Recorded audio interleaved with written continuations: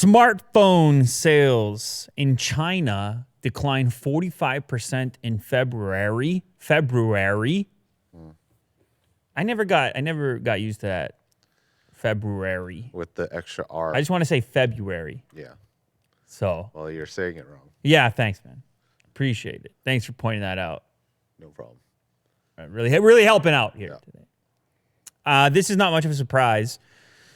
Apple, Huawei, and Xiaomi suffered a massive drop in sales during February. Lots of things going on in the world that are affecting and impacting this, and it goes to show you how, like, man, you could spend some time engineering something. You could put out a whole new phone, all those new iPhones, all those new cameras, and then circumstances outside of your control can just wallop you and change the landscape and make people think differently.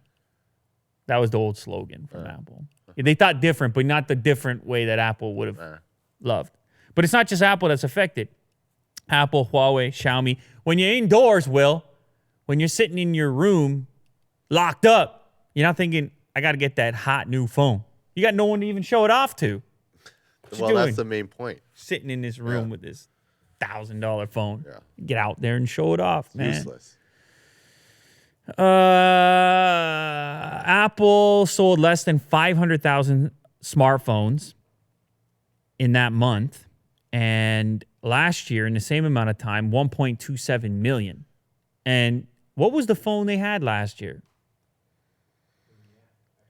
10S. 10S. It wasn't even that cool compared to the 10 compared to now with the whole Pro 11 situation going on and the word Pro.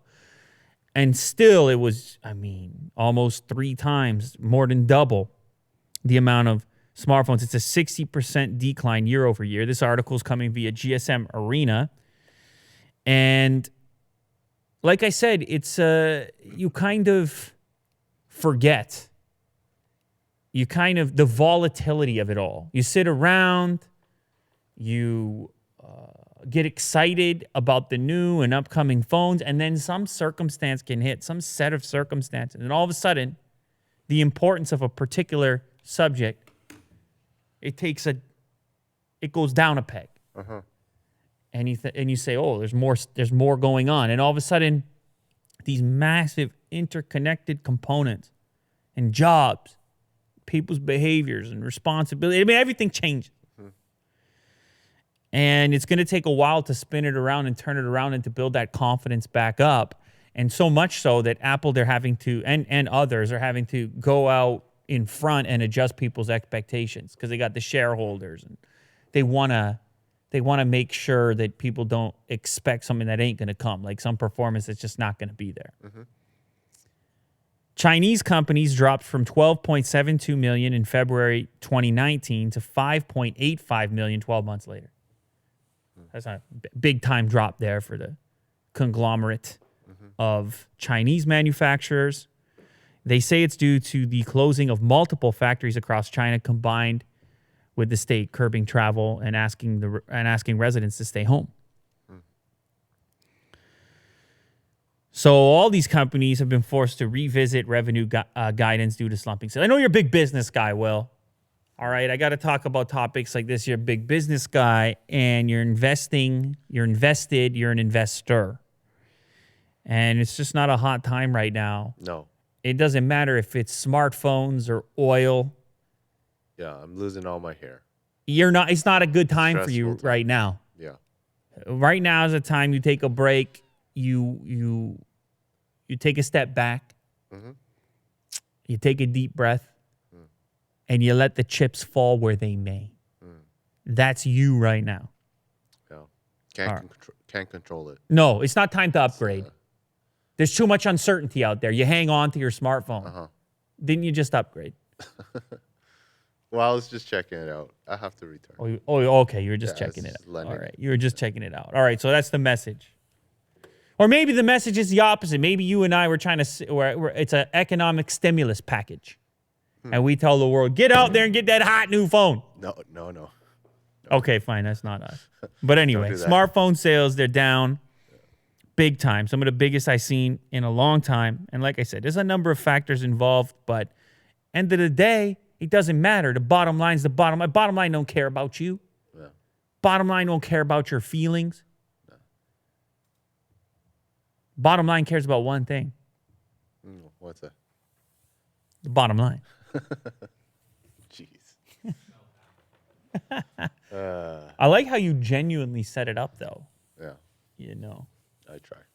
Yeah, even a foldable phone situation couldn't save it. Nothing could save it. No. An extra camera on an iPhone couldn't save it. At that point, nothing's going to save it. Not now. You look forward and you say you lose the hype. You lose the bang factor of any of these new phones because you know the next iPhone is going to be some S series, some partial upgrade status, but you don't get the bang again. And it's man, it's easy to break things and difficult to make them. Difficult to build, easy to break. We underestimate how hard it is to compel people to say, I've got the thing that you need in your life. It's a whole cycle. It takes time. Once you're out for a while. They want to pull you back in. We'll see how it goes. So, hey, 2021, man. 2021. It's crazy. You got to look to a whole nother year. Yeah. They got to look to a whole nother year. Imagine, we missed it. Better luck next year. Jeez, man. We get a bad video. It's like, we got tomorrow. Let's do better next time. We can get back on the horse. Yeah, there's no planning involved here. No, God, no. A year from now? What's a year? Oh. Who's got a year? All the things that are out to get me right now? I don't have a year. Yeah. Day by day. You see these comments I'm getting? You're done! Boo. You're out of here! Get out of town! Yeah. We're sick of it. You know? Yeah. The next news story. Unbox therapy. Views decline 45% in February. It's like, so what do you think? Due to a number of factors, mostly that insane host. Yeah. People are sick of it. Yeah, no, we get to hop back on the horse immediately. It's crazy, man. You think the way they got to map these products out, you get another year. Hopefully nothing happens next year. Yeah. Hopefully nothing happens next year. It just wipes us out. It's tough. Here's some good news. Samsung's latest devices, the Galaxy S20 series, gain Netflix HDR10 certification. All right? And this might seem like not a very big deal, but I was amazed. I went through the list of devices that Netflix certifies and says these are the ones you want to watch Netflix on. And it's not as many devices as you would think. The device has to meet their criteria for what they, for HDR10 certification. So the right display on there, Will. And where do you go? Which company do you go to? You want to find a nice display? Samsung. Do you? Well, I think so. You just knock on their door. Yeah. I'm here for it. Give me that 120 hertz, Yeah. I'm here for a nice display, yeah. I heard you guys have the two combo. Couple of decent displays over here. Because I'm in the market for a nicer display, y'all. Yeah, that's where you would go. And these S20 devices, they got to be the nicest. They're the latest from that particular manufacturer.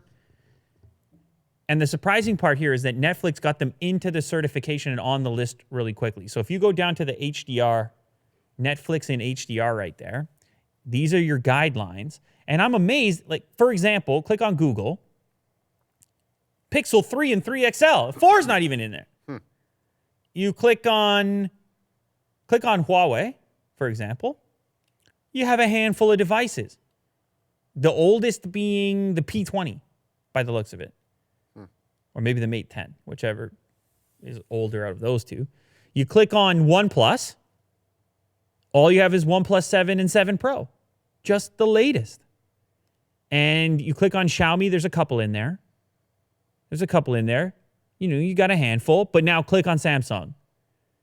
Blam!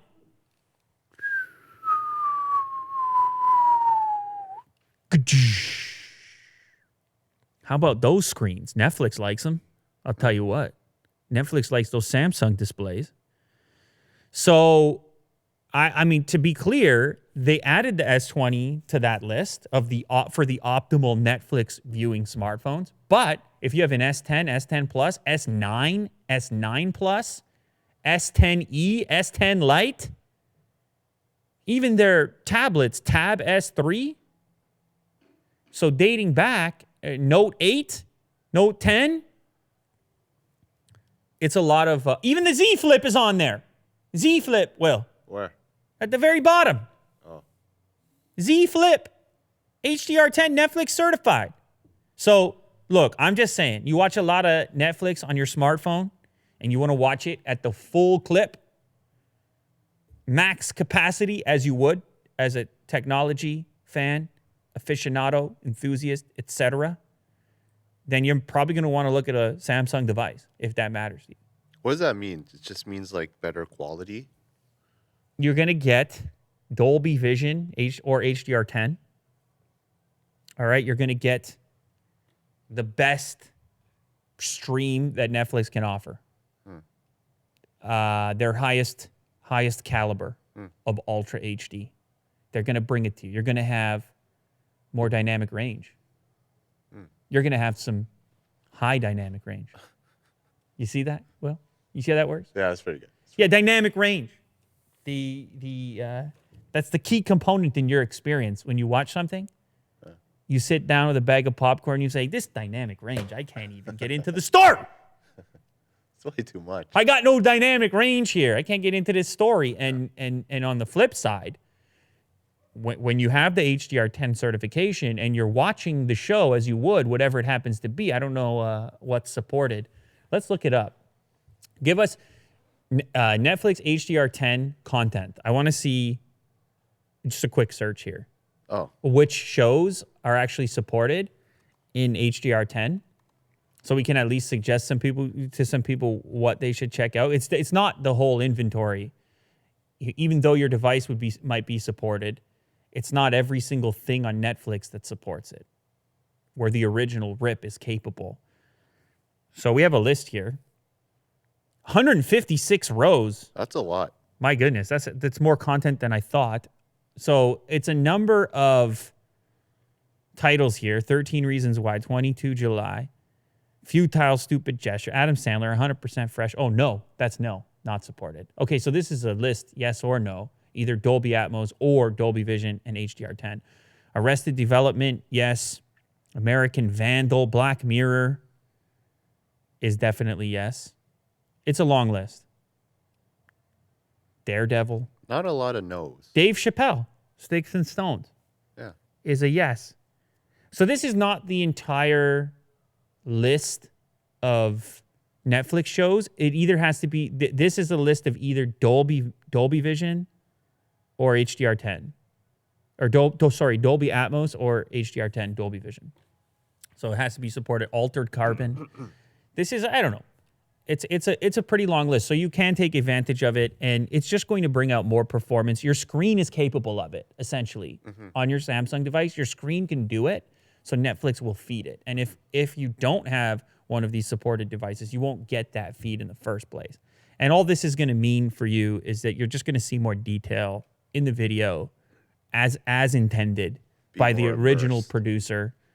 It's all kinds of fancy codecs and things to deliver a stream to you that's reliable and capable of HDR10. It's a lot of tech in the background, but ultimately what you end up with is the current best mobile streaming experience, essentially, that's out there. So you're going to appreciate your content a little bit more. And you spent so much money on this beautiful display in the first place, you want to feed it something nice. That's all I'm saying here. Yeah. So it turns out if you want the best Netflix video viewing phone of 2020, you're going to want to take a long, hard look at the S20 series. Probably the Ultra would be the Ultra experience. We go to the movie theater, it's Ultra AVX. They're going to run out of words, it's like, Yeah. Ultra, Ultimate. Throw something else in there. Excellent. Extreme. Extreme. Yeah. Extreme is even, imagine, Extreme AVX. Ugh. Which one at the movie theater is the one that's spraying you or? That's D-Box. D-Box. Yeah. What does it hit you with? It's vibrating. The chair's like, moving, but it's spray. water. Is one of them spraying you with water, isn't it? They say it's water. They say it's water. It's chemicals. Wow. Yep. So exciting times for Samsung owners. One more thing you can brag about. Mm-hmm. You can be sitting next to your friend in the cafeteria and you're watching Netflix. They're watching Netflix. They're watching Netflix on their lesser device, on an iPhone, like, let's say, on an iPhone. And yeah, just exactly. scoffing at him. Look at my detail over here. Look at my HDR10 over here. Yeah. Can't even watch. Couldn't even be bothered. I wouldn't even, if I was you, I wouldn't even be watching that. Yeah. That's harmful to your eyes. If I was you, I would just put that down and read a newspaper. Because it's the same amount of detail. Yeah. That black and white. Yeah. There's some new Powerbeats headphones coming out, Powerbeats 4. There was a video that leaked ahead of the official announcement. This is a sporty headphone, hence the power component. This is something Kirk would like when he's doing the jumping jacks and the calisthenics and the aerobics. Do you remember the thing back in the day with the step? You step on it? Yeah. I think it's called the step. What is it called? Step. Step on? You're stepping on this thing.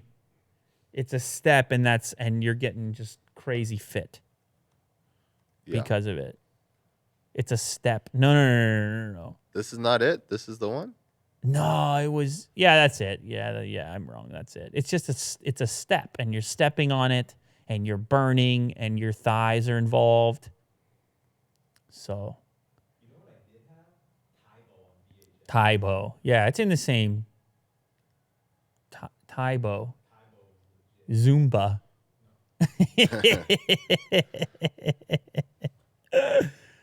What are you looking up here? I don't think you spell Tybo like that, man. Oh. Yeah, it's Tybo. It's like Taekwondo. The Thai is spelled like that because you're, doing moves and whatnot. Anyway, yeah, so Kirk would appreciate a type of headphone like this for all the kicking and dancing and everything else that he's doing. And some people are just not. For some people, the in-ear, the earbud is not enough. It's slipping, it's sliding, it falls out. They're very active, these people. You wouldn't know anything about it. No. And so that's why the Powerbeats exists. I always see NBA players, and during a warm-up, they have the Powerbeats in. Because they're jostling, and this has the ear hook on it, so it fits on tightly, plus the interchangeable ear tip, and they've got a new version of it. It's the third model of the Powerbeats. It's going to use Apple's H1 chip, which obviously they're able to use as the benefit of the acquisition of the Beats company. The Beats branded products get to tap into the Apple ecosystem with the H1 chip, so you can use Siri. And of course, if you have an iPhone to pair one of these sets, then you're going to see the nice animation, and it's all going to feel very cohesive. The new Powerbeats 4, did I say 3 previously? This is the 4th version. It features a sleeker design, supposedly. It's supposed to be more comfortable in the ear. Well, that would be great. And up to 15 hours of battery life, according to the source of the leak. And there's even a video of the pairing animation that leaked out as well. Long press the button on the side, the Beats button, in order to activate Siri. Can I just say something about Siri, Will? What's up? I was using an iPhone. I don't know if you recall. And I could tell you're disappointed. The lack of Google Assistant or using something other than Google Assistant, it felt like a major downgrade for me. Because I use Assistant all the time. I use Android Auto in the car. I constantly hit the mic to answer questions while I'm driving or something. I hit the mic. Okay. Can you tell me? That's me in the car driving. Hey, Google. I just start snapping. Google's like, nice tune there, sir. Yeah. Hey, Google. That probably doesn't work. It probably doesn't trigger it. I don't know. It's cool. I'm driving down the road, and it's the best way to interact with your phone when you're driving is via voice. Yeah. You can't be looking at the thing, and this is so easy. I can trigger it from the steering wheel, and so I got so used to the power and utility and sophistication of Assistant, and it's amazing. I can't throw it off. Its ability to discern what I'm saying, even bizarre. I say bizarre things, man. And then I had Siri going for a couple of weeks, and I was dead. Yeah. In my car. I couldn't get anything done. It didn't have CarPlay? Yeah, no, even with I'm saying the CarPlay's hooked up. Oh, okay. And Siri, I'm sorry, I don't understand what you want to do. I'm sorry. Oh. I'm constantly sorry. I didn't get that.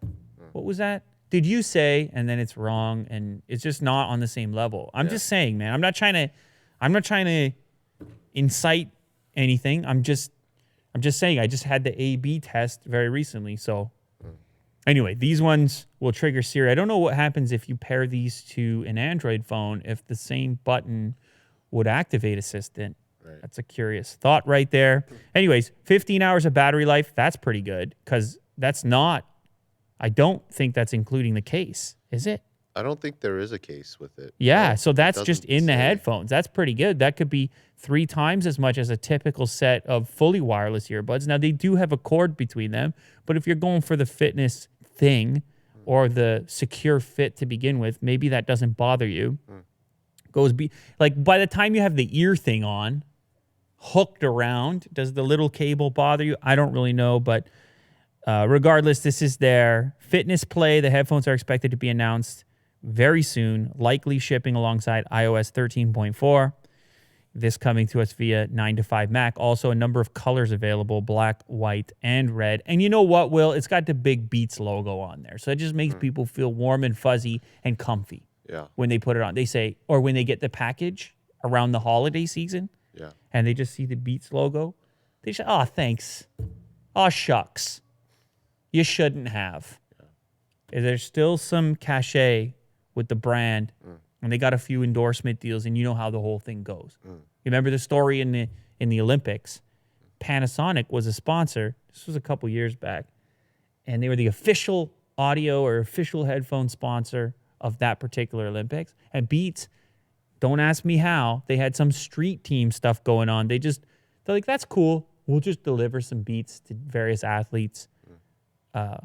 Locations, just quietly. An athlete would come, oh, there's some Beats over there. And then they were wearing them on TV. It was some gorilla stuff. And what are you going to do? You see a pair at the door, you pop them on. Next thing you know, you're on TV. Next thing you know, people are in the store picking them up. It's how it works, Will. Yeah. Business, right? Yeah, there you go. There you go. Wow, you're quick on that one. You ever heard of this fruit? It's called durian fruit. You ever heard of that, Will? Yes, I have. Really? I am Asian. Well, that's true. But hey, man, I wasn't suggesting. I heard. No, I wasn't. I never tried it, but I heard it really smells very bad.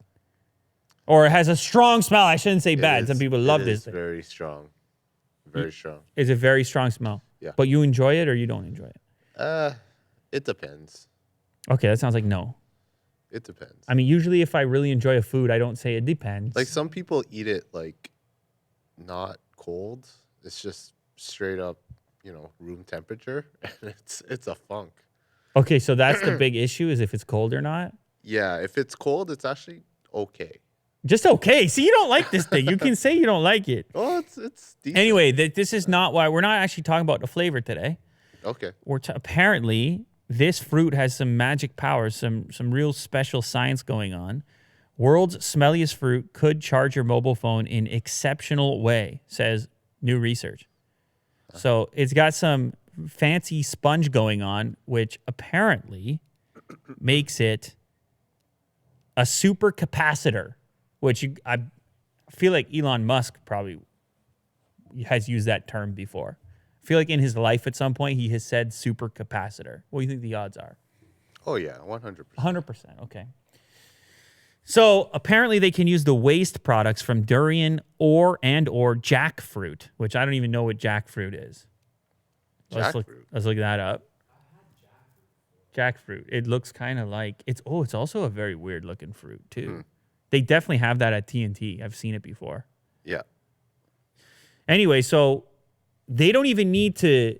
Apparently, they use the waste product of the fruit, which is even better because it's going in the garbage. Supposedly, they convert the fruit waste into a carbon aerogel using non-toxic methods. You following me still here, Will? Yeah, that's right.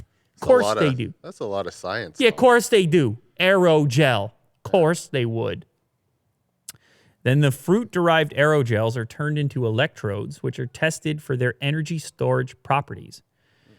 Then you get the super fast charging.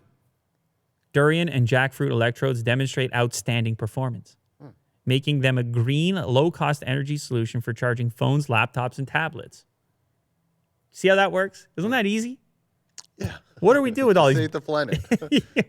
What do we do with all these batteries? That's how easy it was. Yeah. This is via goodnewsnetwork.org.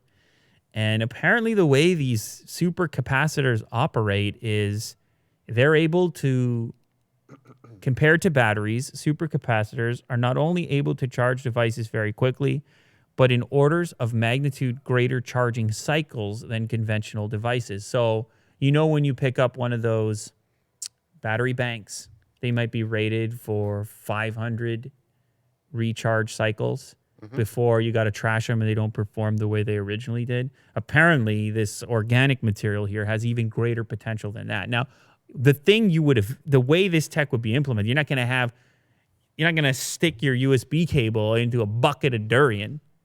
They'll have to find a way to package the thing, but it's amazing the type of stuff you find out there in nature when you're out there snooping around. You bump into a durian fruit, you look at it sideways, you say to yourself, that's a USB charger right there.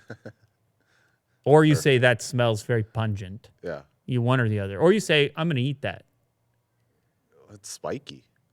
The outside of it, it's pretty dangerous. Really? Yeah. Have you seen one? Well, yeah.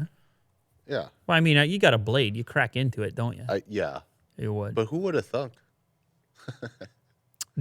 Yeah. Well, I mean, you could say that about everything at one point. I guess so. Imagine all the people had to eat poisonous things and figure it out the hard way. Yeah. That ain't us. We're soft. Cow's milk is. We're soft. We're eating toast upstairs, sir. Yeah. Off the fancy Japanese toaster. So we don't have to mess with those spikes. Nonetheless, I don't know. There's more details in the article. It sounds kind of interesting. As is the case with many of these findings, does it ever make its way into practical application, industrial application, commercial application? Man, who knows? But there's a group of people at the University of Sydney that seem interested in it, including Professor Vincent Gomez. So good luck to you, brother. Hopefully we can make Greta happy. Oh, Greta would love this. Greta would love this. Yeah.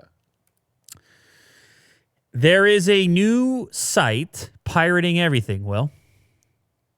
You pirate Hulu, Disney Plus, Netflix, HBO Now, Prime Video, and Showtime. It's our friends at Mischief. These are the guys that are always getting me into trouble because I showed off their latest art project, which was the mystery box, and prior to that, the Jesus shoes. And then people said, "What are you doing linking up to this? And can you vouch for that?" And I feel like I put the disclaimers in, but people, they don't care about the disclaimers, Will. And you know what? Maybe they're right. You put it on Unbox Therapy, you could throw a billion disclaimers on it. People still take what they want. You know, you put a video on Unbox Therapy, Will, you got 7,000 comments in 3 minutes. Yeah, that's how it is. The video's not even over yet.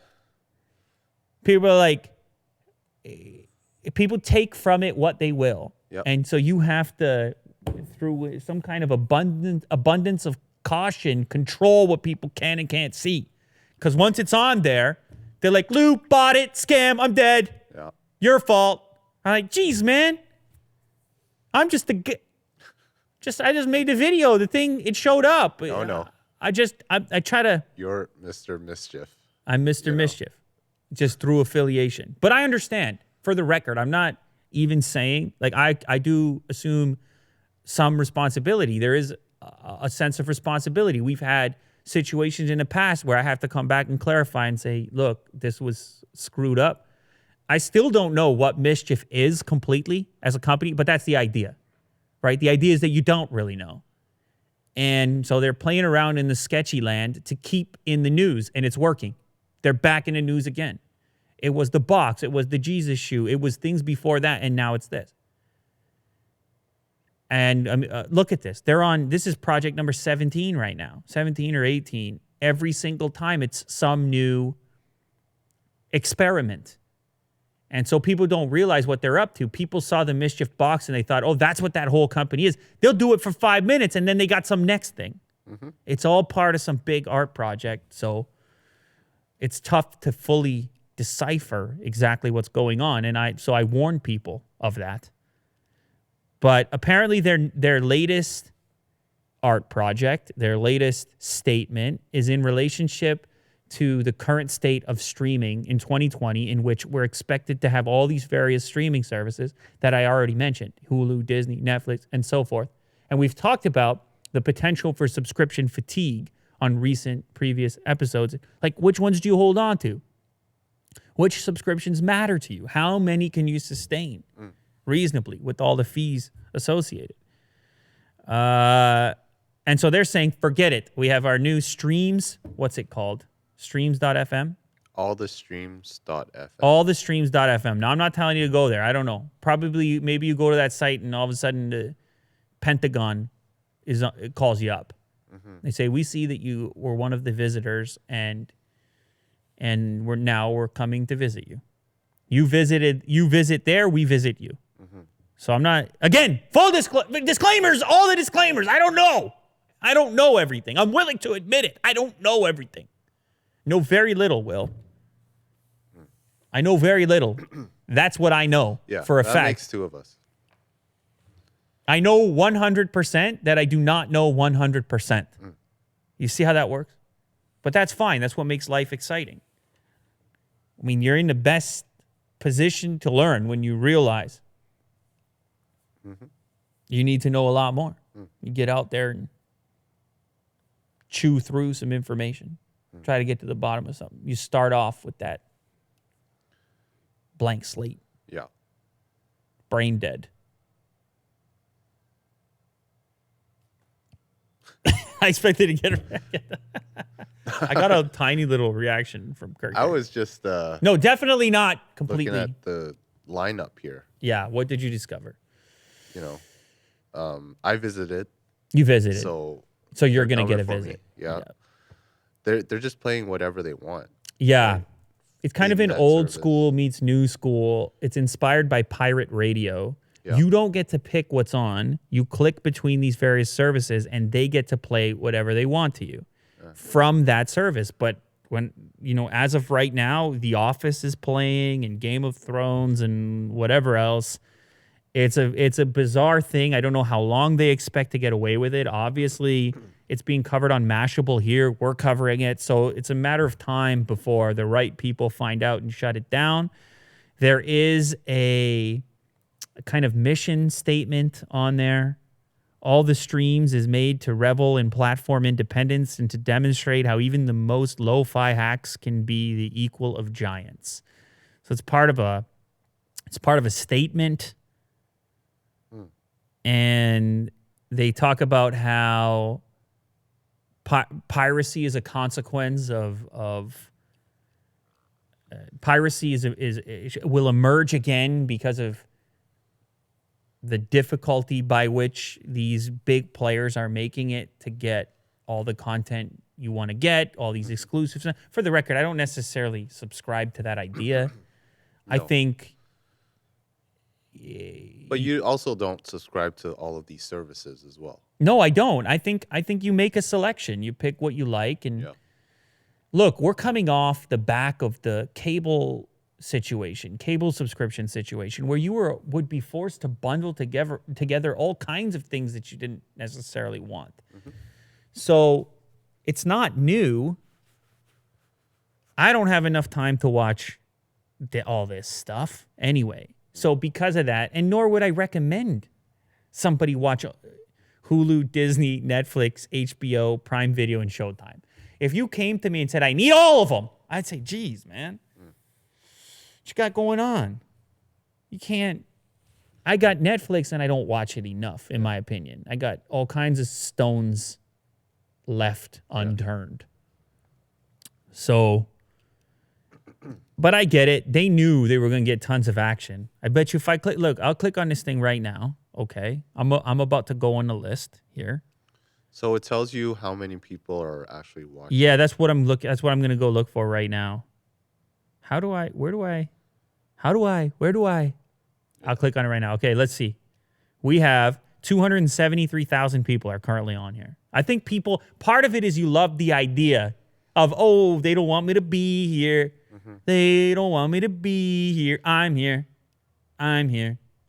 They don't want me to be here. It's just outside. Woo. Yeah, I don't know. You feel kind of scandalous, but it's like not really. There's no real consequence. You don't think there are. You see how that goes. But yeah, there's a whole manifesto on the site. And one interesting thing, when you land on the web page, it doesn't start playing right away. You have to click see what's playing. So at that point, when you visit the web page, you haven't really done anything yet.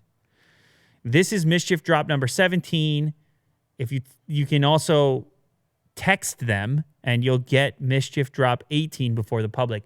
I'm still not sure why they're trying to collect phone numbers. They want access to audience members on a very intimate level. So again, be aware of what's going on and what's happening to you. Are you watching the internet, or is the internet watching you? Who watches the Watchmen? All right, this next one is for you. I picked this one for you, Will. I know you're a huge...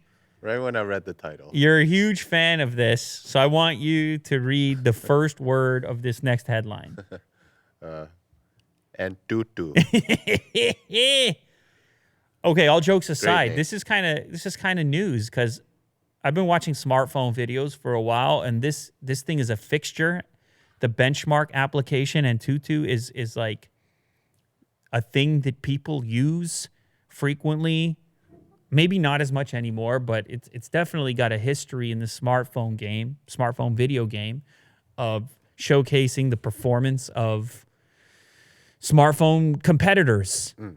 And then people got away from benchmarks more recently. The synthetic nature of them. People argue about how valid benchmark results are, but this benchmark app has been removed from the Play Store, and the company behind the benchmark app has responded. So apparently Google Play, they started to get a little more skeptical, suspicious of this particular app because of the owner of the app, which was listed as a separate company, Cheetah Mobile. Google had gone in and removed a number of Cheetah Mobile applications that were on the Play Store as part of a crackdown, because apparently some of those applications weren't meeting their criteria for privacy and various other sketchy elements in their estimation. They have all kinds of rules, on the Play Store. And so this is sort of the latest aspect of that. And the company, Antutu, they're not happy about it. They're saying, no, we're not even really that affiliated with them. There's an official response here in the article. Antutu is not the related account of Cheetah Mobile. Cheetah Mobile has never touched our Google Play account, and Antutu has not done any promotion of Cheetah Mobile. They're trying to separate themselves from Cheetah Mobile completely. And they're asking that Google examine their account carefully to resolve the misunderstanding. But it's just an ask at this point. As it stands right now, it's down from the Play Store, and it can't be downloaded for the time being.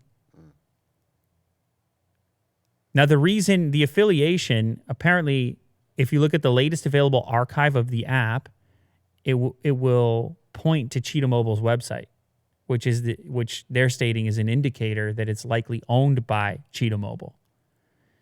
And apparently, Cheetah Mobile has years of policy violations.